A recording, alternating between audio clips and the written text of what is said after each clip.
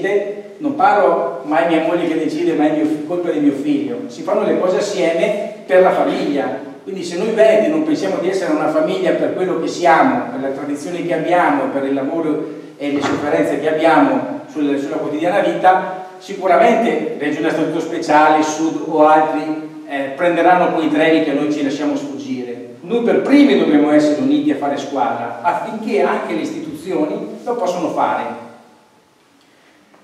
Costa troppo. Quando mi dicono questo io dico, ma troppo rispetto a cosa? Rispetto forse al residuo fiscale? Ho sentito parlare anche di residuo fiscale che sono 15-20 miliardi di euro che vanno a Roma e una parte poi ne torna indietro, ne torna molto di più nella Regione a Statuto Speciale per tutti quegli accordi che hanno fatto 70 anni fa, per la loro autonomia che hanno e per tutto quello che ne consente. È lo 0,8% i 14 milioni rispetto a quello, e quindi io dico che se devo giocarmela con il referendum e la cosa va in partita e funziona, se mi torna indietro 1 miliardo, 2 miliardi, 3 miliardi per fare determinate cose con una certa autonomia rispetto a tante competenze, allora è stato un investimento proficuo. Costa troppo, dicono,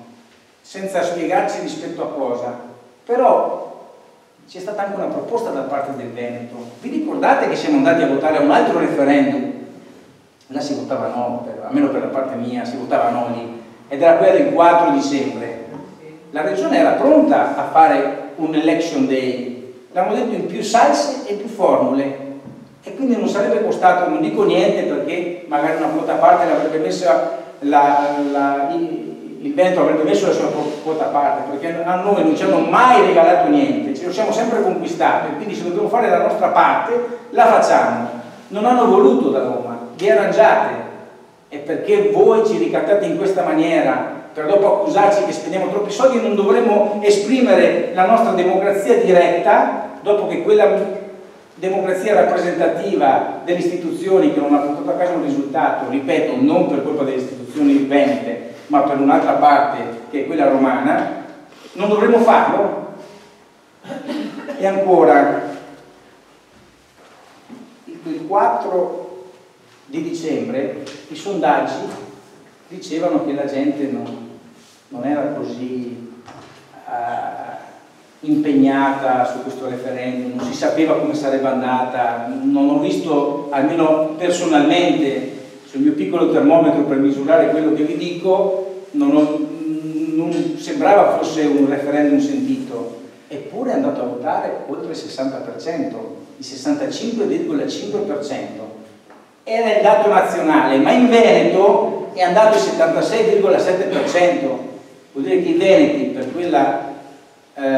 referendum in cui si contrastava un accentramento, ecco l'accostamento con questo referendum che chiediamo invece un'autonomia, quindi di avere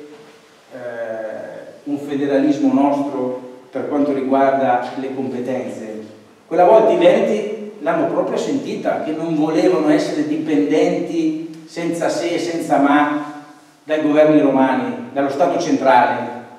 Quindi quello che mi aspetto è un po' di coerenza da parte di questo popolo che tanto ha fatto per essere vincente, come vincente lo è, e pensate,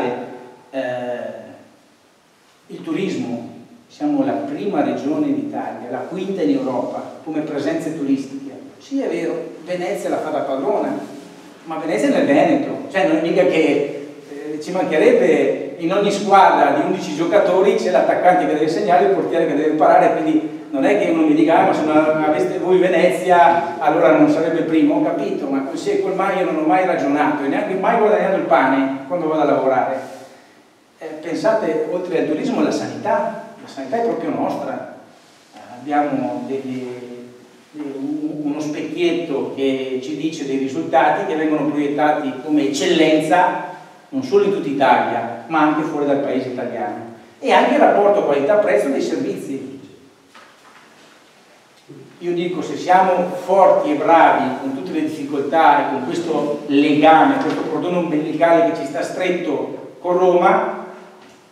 se andiamo a chiedere di avere più autonomia su altre materie, forse diventiamo eccellenza anche su altre materie.